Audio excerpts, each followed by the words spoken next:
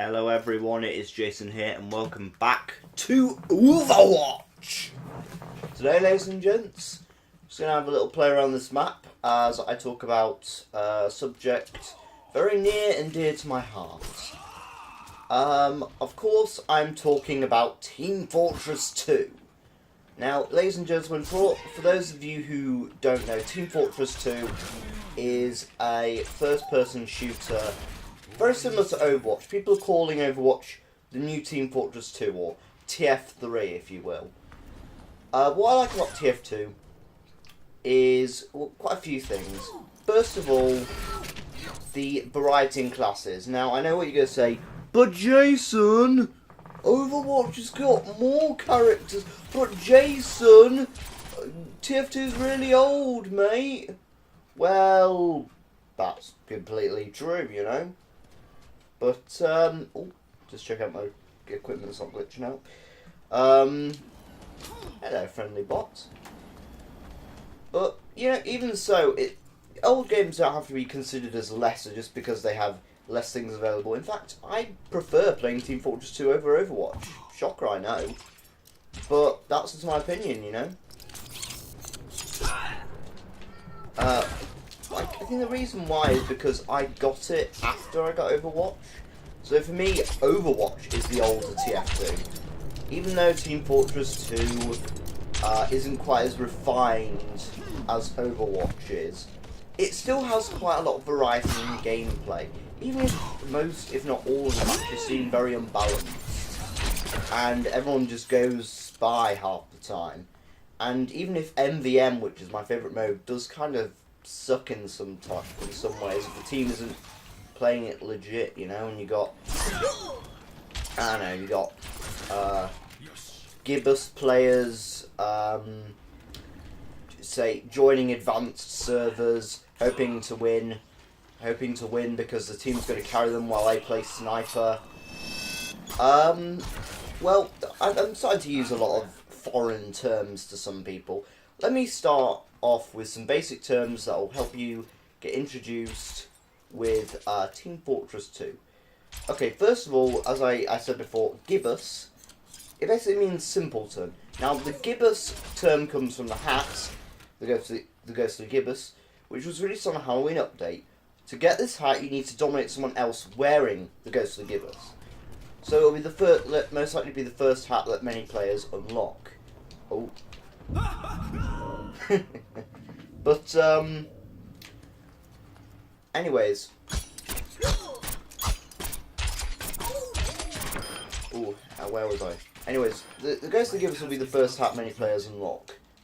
And you can tell a player is inexperienced if they wear the Ghostly Gibbous.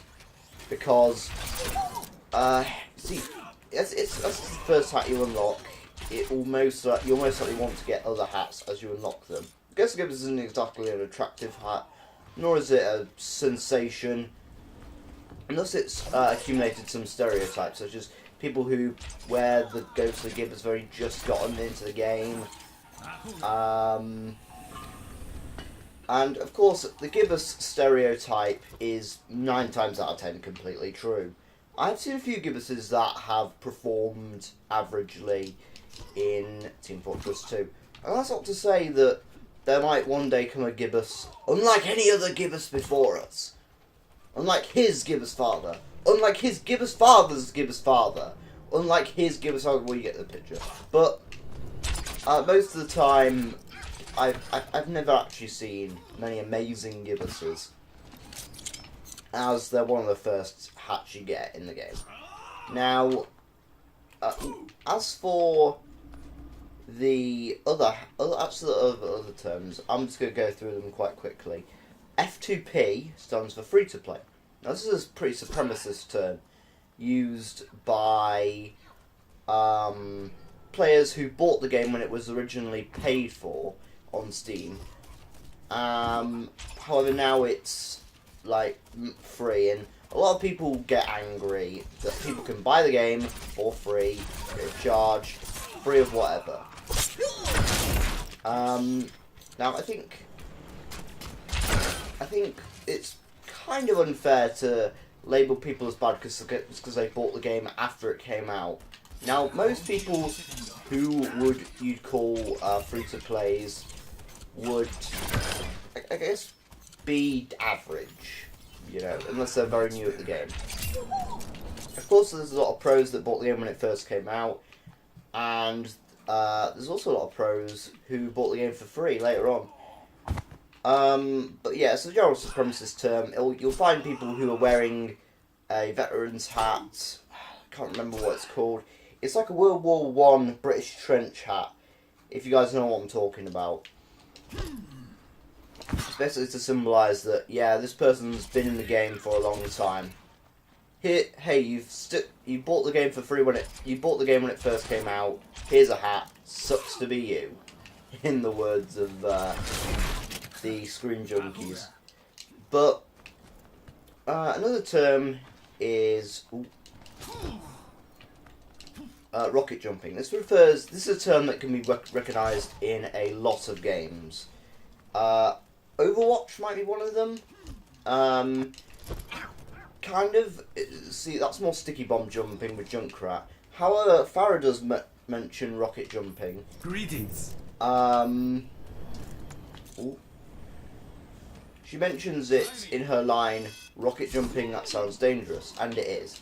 Rocket jumping refers to the soldier's action of looking in front of him, pressing the fire button and jumping at the same time. But that's actually a pretty good technique. You can get across the map a lot quicker and make you a very good class player as offense or defense. Soldier's a very versatile character. I'll go into class attributes a little later on in the video. The other term is I use sticky bomb jumping, which is where, as a Devilman, you once again place a sticky bomb on the floor, then you walk over it, jump and detonate at the same time. It should go flying. You should be able to control where you go as you fly, just like with the soldier. But ooh, let me just see. Come on.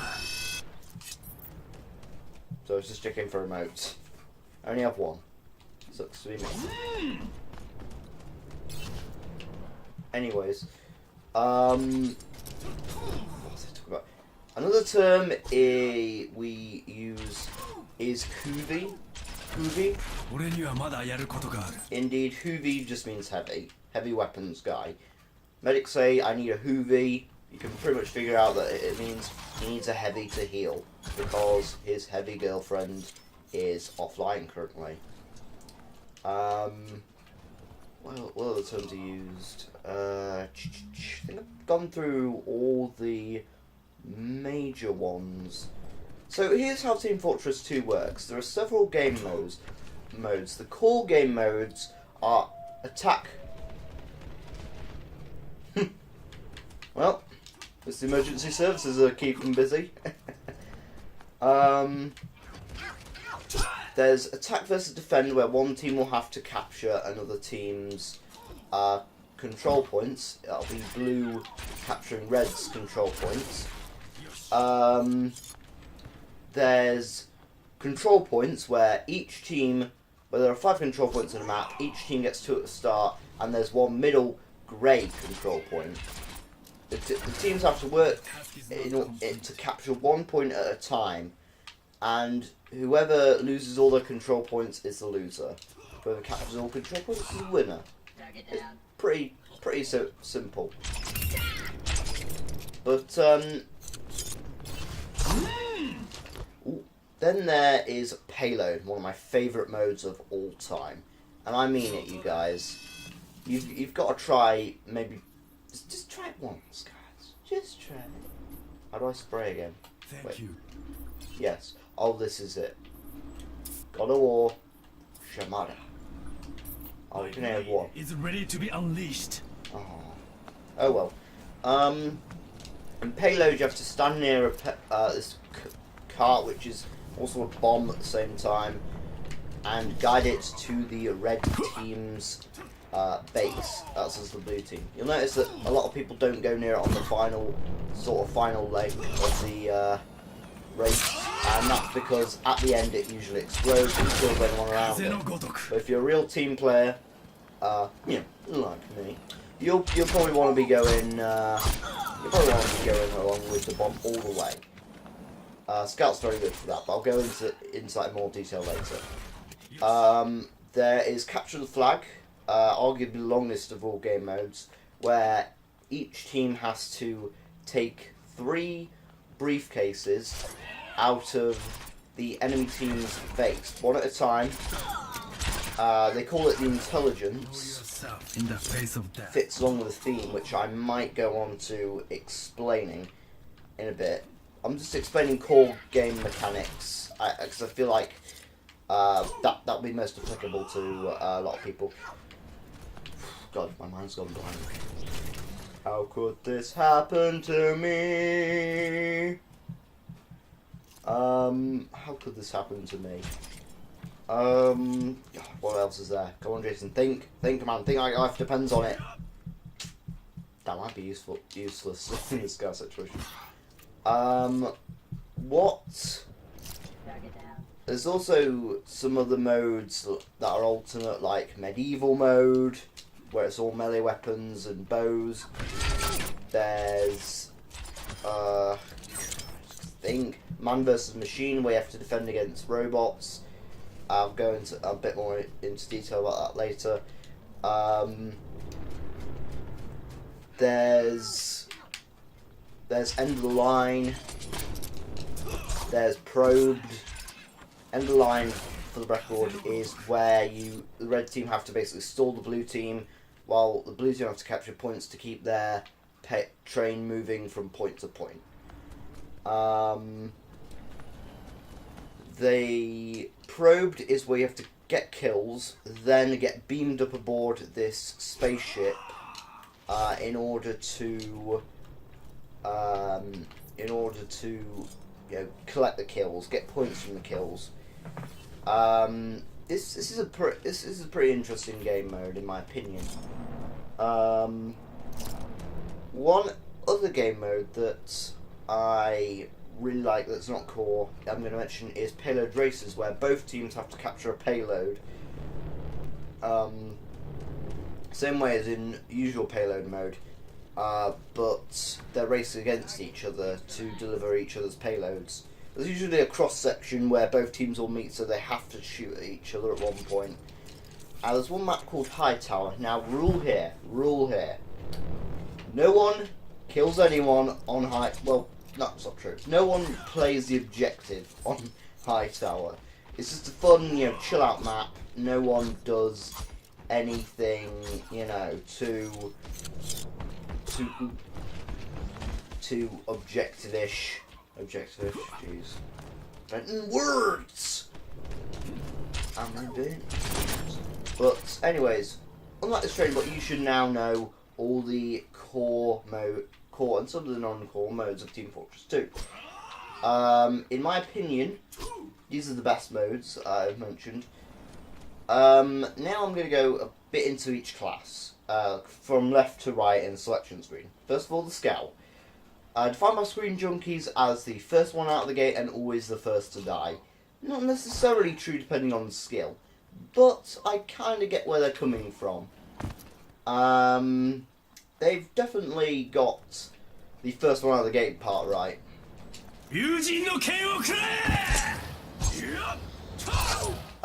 One thing to know about the Scout is his speed.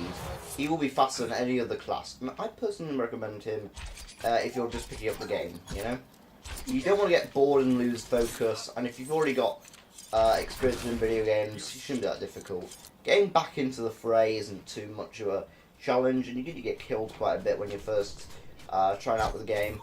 But, where was I going with this?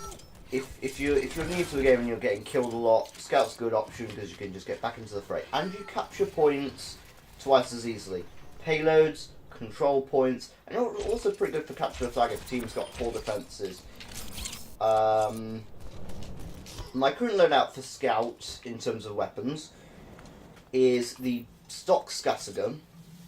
I like the ammunition. I got the Mad Milk because I play a lot of MVM, and when you hit people with the Mad Milk, they basically give you health every time you hit them.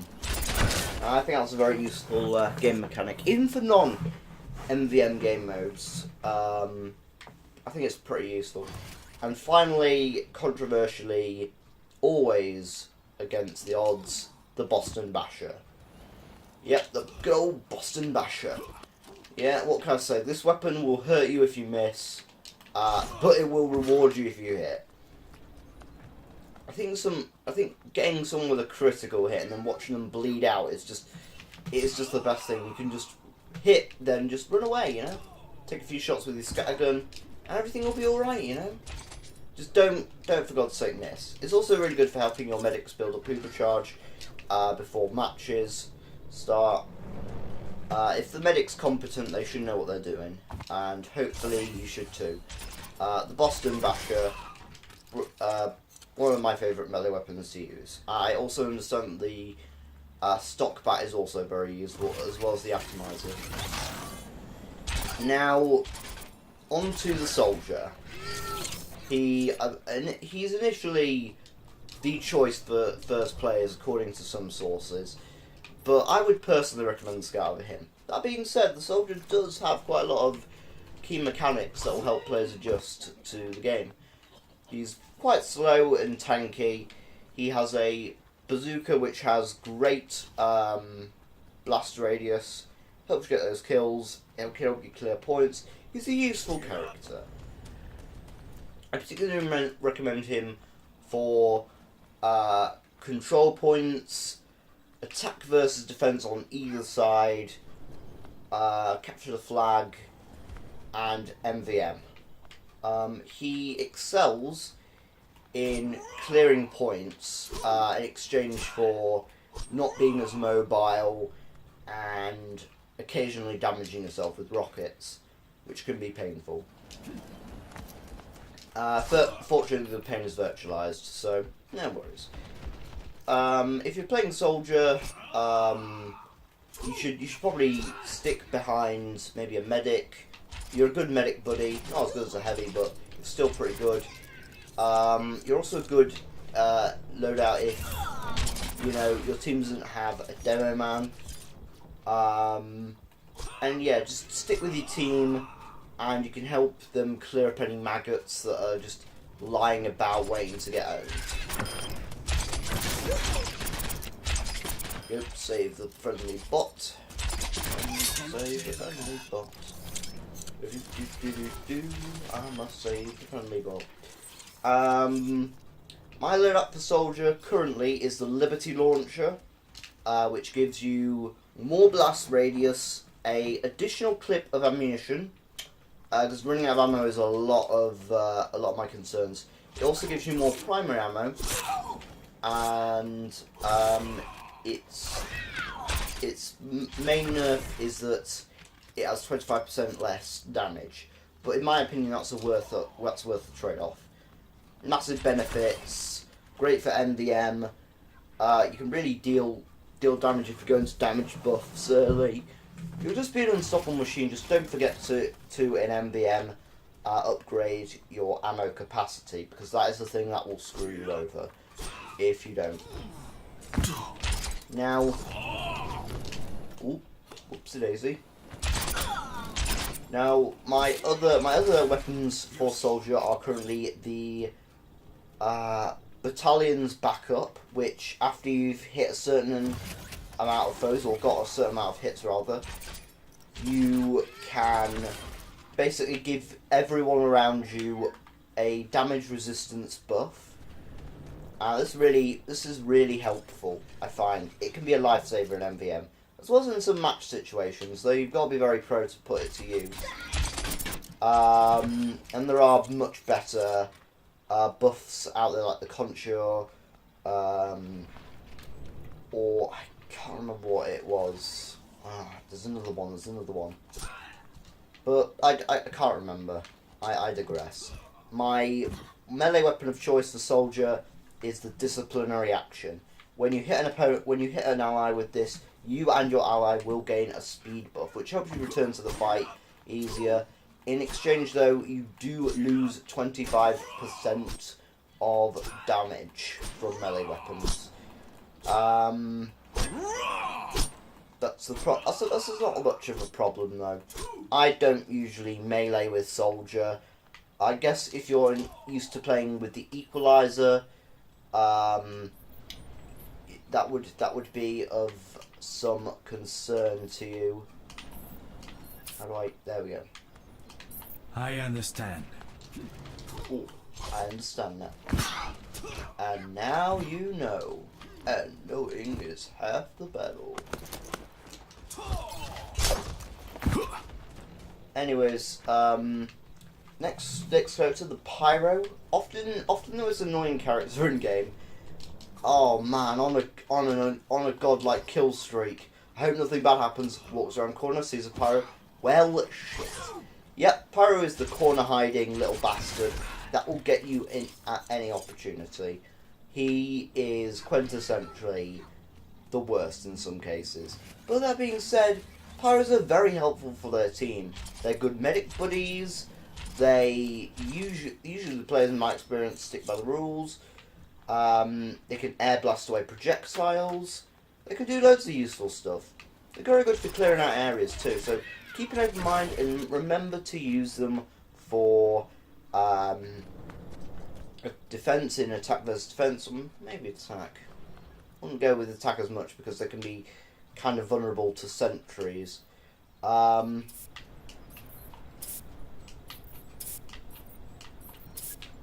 we go. And they do also do well in MVM, either as money collectors or as crowd control. That being said, I think they will do well as distractions for capture the flag. My current loadout for the pyro is as the primary weapon. I have the back burner.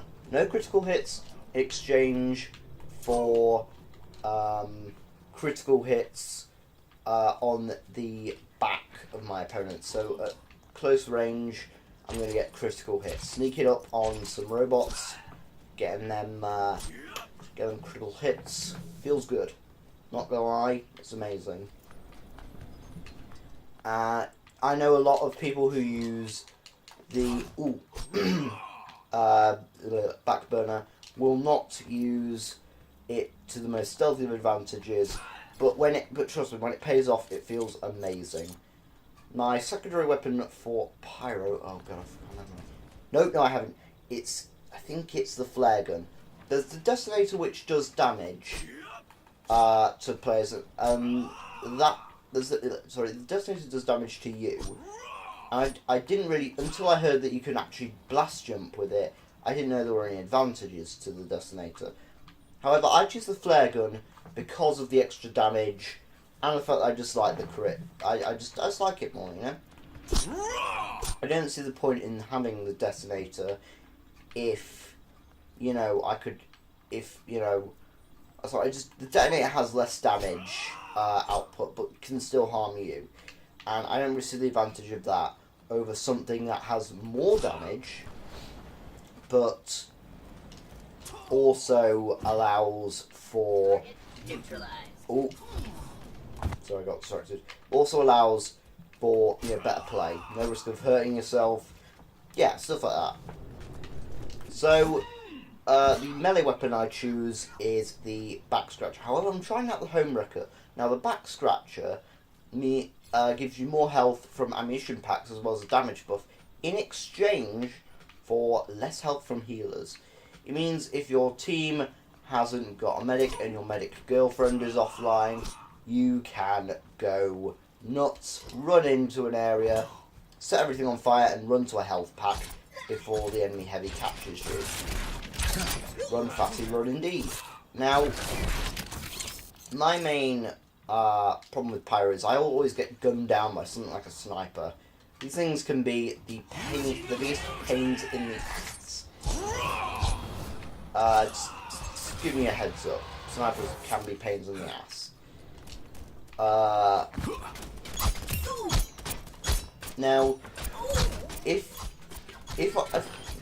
this Home Wrecker thing goes well, I will definitely be keeping it on. That's because Home Wrecker has less damage against players. However, I don't use it very often, and its buff is it can remove sappers. I'm thinking, well, what a load of help that would give to engineers, you know? Stereotype for people who use the Home Wrecker is that they're generally very cool people, you know? Just great people, you know? I kind of want to cash in on that. Maybe have people think that I'm great, even when you guys all know I'm a piece of shit. But yeah, that's my loadout for Pyro. Next up, Demo Man. Ah, the Demo Man. Spamming has never been so fun. Well, maybe, but we'll get to jump that in another episode. My opinion of the Demo Man is very, very versatile. Attack or defend, he's good. Capture the flag, very good for clearing out stickies. Control points, viable, arguably. What else? Payload, good. Serves a very important function of keeping those stickies down on the defending team. And also MVM, he will be able to eliminate hordes of robots with single blasts from sticky bombs if he plays his cards right. If you've got a good Demo Man on your team, you know you've got victory assured. Now, here's my loadout for Demo Men. Oh, and a little word of warning. If you're planning on playing the Demo Men, be careful where you aim. Spamming is fun, but spam responsibly or you're going to feel the back of it. And by the back of it, I mean an explosion in your face. Anyways, what I loadout for the Demo Man is the stock the stock pipe bomb launcher, just for its damage and ammunition. Clip size, of course. My secondary is the, guess what, the stock sticky bomb launcher. I prefer it over the charging Targe unless I'm going demo night.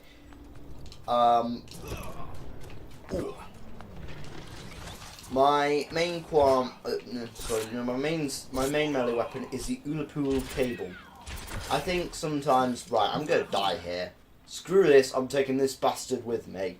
I pull out my Ullapool cable and I whack them over the head. And the explosion will usually cause them instant death.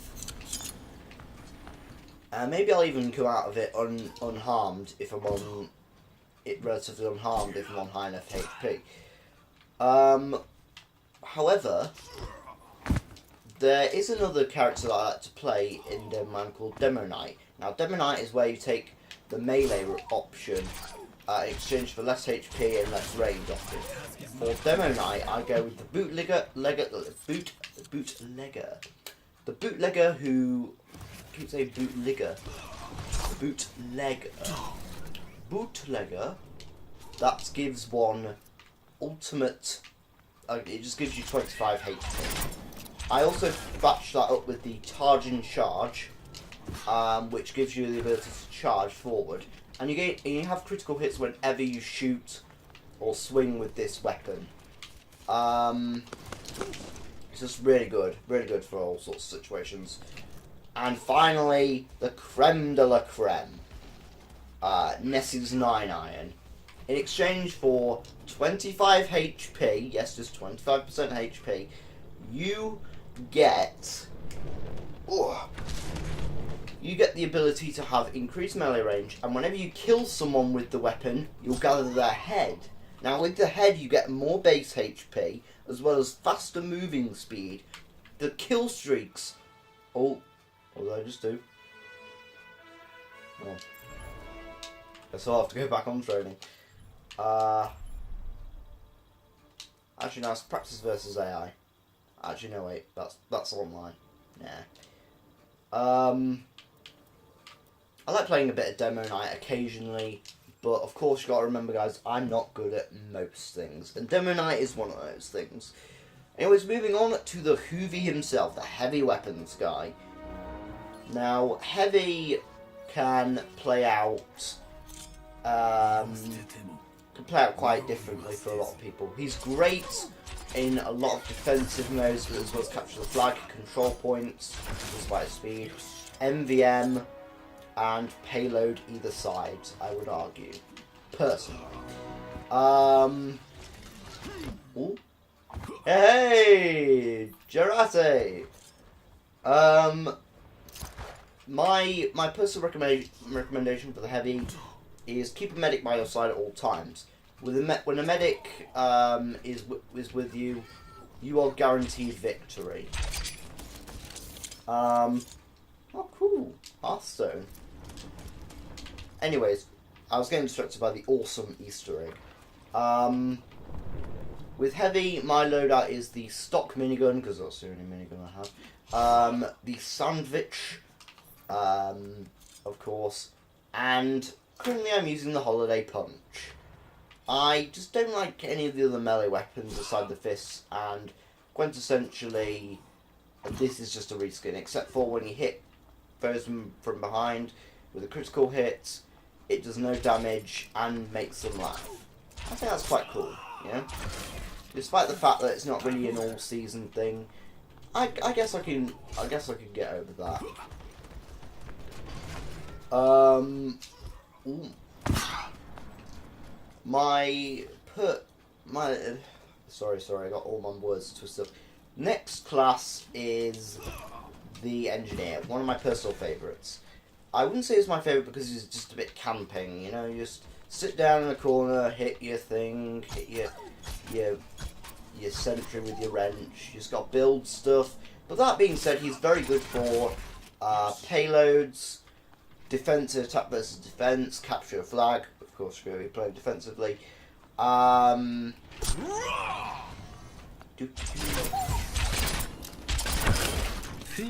I was thinking man versus machine, that's another mode he's good for. All sorts of modes. Just anyone that requires long-term defences. So control points is not particularly something he excels at. That being said, I have seen some matches where his teleporter setups are basically lifesavers. My tip with the engineer is don't forget about all your buildings. You can build 4, 5 in some cases. That includes a mini sentry in some cases. You will want to build a sentry gun, dispenser, teleporter entrance, and teleporter exit if you want to be a good engineer. But make sure you keep an eye on the buildings. Don't let spies get to them. They will sap the crap out of them. Sapping the crap. Anyways, my loadout for engineer is the stock shotgun because of its ammo capacity, the stock pistol, and, well, because of its range, and it's just a nice weapon to whip out whenever you want. And I just think it was bad. I'm stalling. Anyways, my melee weapon is the Southern Hospitality. Southern Hospitality, in exchange for no random crits, will give you a bleed effect on your opponent, which in my language just translates to mo damage. Mo damage, less luck. You know, I really feel like random crits can be a bit unfair sometimes, so I like to at least be the one dealing damage instead of the random crits. That being said, random crits are incredibly satisfying. Next character I believe will be the medic. The class everyone loves but no one wants to play. I think that's a bit unfair. Loads of people love playing medic. The reason why there's not many medic mains is probably because there's not enough people who are good defenders of medics, you know? You want to go one way, and there you go the other, and, you know, you end up getting shot a lot, and... Anyways. My personal tip for the medic is stay out of the fray. If you can just about hide behind a corner while healing someone, heal someone from behind the corner. If you can maybe poke behind someone, not be in the line of sight of any snipers, or not be at risk of getting your face melted off by a pyro, just do that, you know. Just don't Just don't get into the action. You know, you've got the medigun for a reason. Stick to healing, Bronco. Now, my loadout for the medic is the Blutsarker, which kind of goes against what I just said. In some situations where I am alone and I have no one to medibud me, I need to defend myself. There's a scallop in my face, what am I going to do? So I whip out the Blutsarker and I kick his Boston ass back to bloody America. Actually, I think Team Fortress 2 is set in America, so bleh, ignore that. Ignore what I said. I command you. One thing I like about the Blutsarker is, in exchange for no random crits, you can sap the life out of opponents. So whenever you do damage to an opponent, you get HP. That's a pretty great thing, you know. Not sure if that's OP actually. Now, my medigun, as important, is the Kritzkrieg. As I said before, I play a lot of MVM, and the Kritzkrieg is great because instead of giving you an uber charge and making you invulnerable, it gives you a crits charge and gives you 100% critical hits. And you would not believe how amazing that is. You can just mow down robot hordes for days with that. Robot hordes for days, but aside that, it's just a really fun weapon to use. And as for melee, I use the Uber Saw. Oh no, Sonny boy! Wait, we might be able to make that. Let's try doing that edgy McGee wall jumping thingamajig. Oh no! Oh no! Oh no! Oh no! Oh no! Oh no! Oh no! Oh no! I'm not gonna try it again. Nah, I'll try it over here. Let's safer.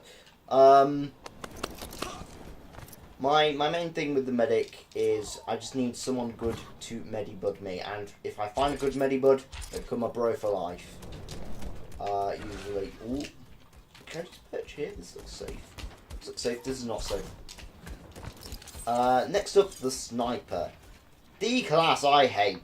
I friggin' hate snipers. I hate them in all games. I hate Widowmakers.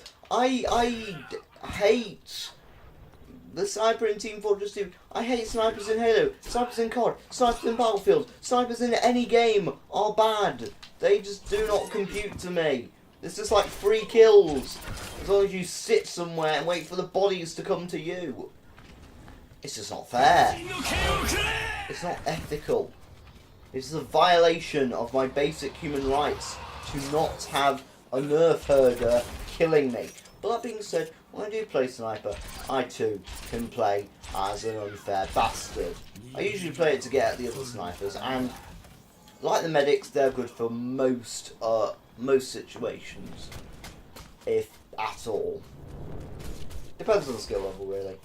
My loadout for them is the Huntsman, which gives you a bit of increased damage radius, as well as the Dart. I think it's. Do I have the Dark Danger Shield?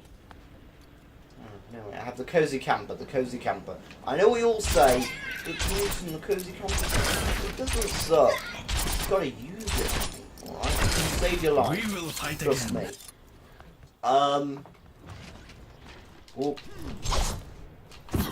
Also, it has an amazing, just a cuddly koala on the back of it, and that's amazing. And for melee, I have the Tribalman's Shiv. The Tribalman's Shiv is a classic weapon for melee snipers. Gives you a little bleed, exchange for 50% of the damage. Now that I've gone through all that, I think I will go on to the final class, and we'll call it video for today.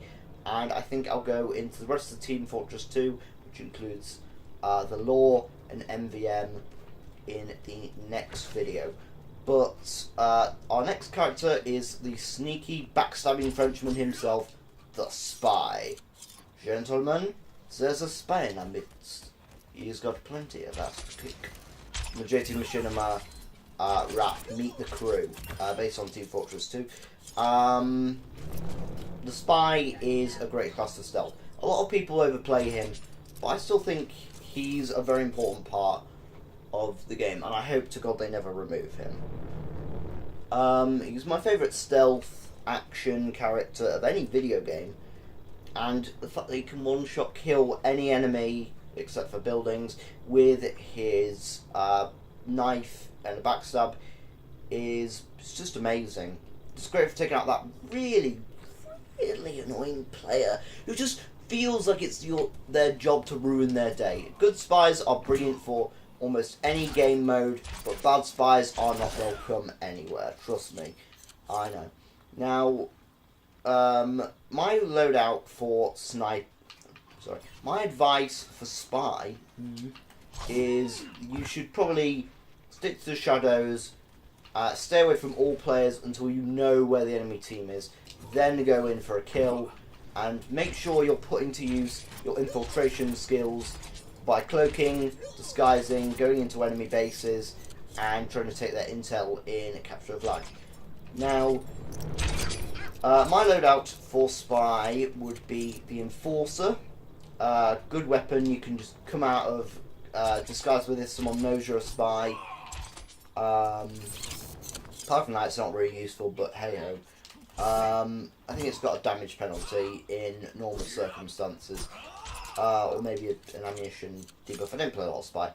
I also have the default sapper, the default disguise kit, and I believe I'm trying out the conniver's kunai. The conniver is someone who is very cunning and sly, always thinking up schemes, a shenaniganizer, tomfoolery. Really, tomfoolery. Indeed. They can be extremely helpful in some situations, but extremely unhelpful in other situations. But my advice for spy is don't play spy unless there's no other class on your team that needs filling aside sniper. Because seriously, fuck the sniper. I understand. Fuck that guy. He's an asshole. He's a jerk. Wait, how do I spray again? Anyways, that's it for this video, guys. I hope you enjoyed this extra long video. I hope you didn't mind the extra length. I know some of you have been requesting longer videos. But next video, we'll be talking about lore of Team Fortress 2. My thoughts on it all, what it all means, and we'll even be looking at some of the story behind the comic books. So join me next time. I've been Jason Paul McDermott, and you've been fantastic.